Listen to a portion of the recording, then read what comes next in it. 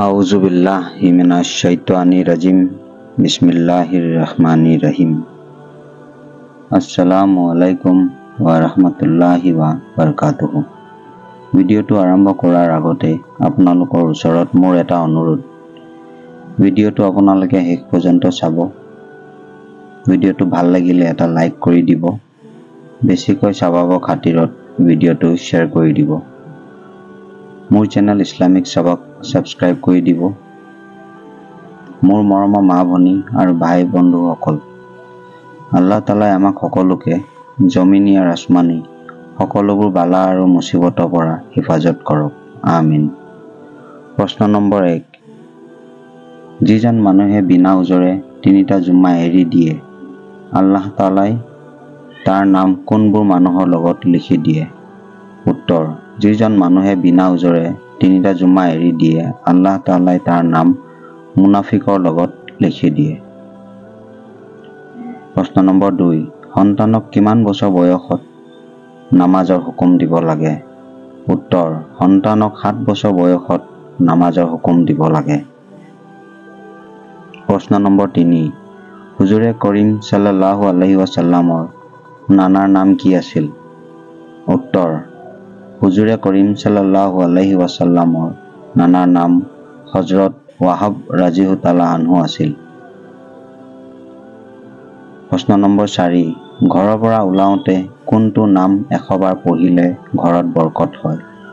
উত্তৰ, ঘৰৰ পৰা ওলাওঁতে 100 বাৰ ইয়া গানিয়ো পঢ়িলে ঘৰত বৰকত হয়। প্ৰশ্ন নম্বৰ 5, মৌতৰ কথা শুনি কোনজন নবীৰ শৰীৰৰ পৰা তেজৰ টোপাল বাগৰি পৰিছিল? উত্তৰ, মৌতৰ কথা শুনি হযৰত ঈসা আলাইহি ওয়াসাল্লামৰ শৰীৰৰ পৰা তেজৰ টোপাল বাগৰি পৰিছিল। প্ৰশ্ন নম্বৰ 6, তুফানে নুহৰ পাছত নুহ আলাইহি ওয়াসাল্লামৰ সন্তানে কেইটা ভাষা ক'ব পাৰিছিল? উত্তৰ, তুফানে নুহৰ পাছত নুহ আলাইহি ওয়াসাল্লামৰ সন্তানে 72টা ভাষা ক'ব পাৰিছিল। প্ৰশ্ন নম্বৰ 7, আল্লাহ তাআলাই দৰিয়া আৰু পাহাৰ সপ্তাহৰ কোনটো বাৰত সৃষ্টি কৰিছিল? উত্তৰ, আল্লাহ তাআলাই দৰিয়া আৰু পাহাৰ সপ্তাহৰ মঙ্গলবাৰৰ দিনত সৃষ্টি কৰিছিল। প্ৰশ্ন নম্বৰ 8, কোনটো সূৰা কুৰাণে পাকৰ দিল বাৰিদৈ বুলি কোৱা হয়? উত্তৰ, সূৰা ইয়াছিনক কুৰাণে পাকৰ দিল বাৰিদৈ বুলি কোৱা হয়। প্ৰশ্ন নম্বৰ 9, হুজুৰে কৰিম সাল্লাল্লাহু আলাইহি ওয়াসাল্লামৰ নাম শুনিলে কি পঢ়িব লাগে?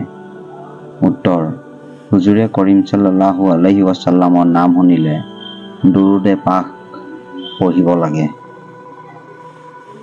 প্ৰশ্ন নম্বৰ 10, কাবা শৰীফৰ তামিৰ কেইবাৰ হৈছিল? উত্তৰ, কাবা শৰীফৰ তামিৰ 10 বাৰ হৈছিল।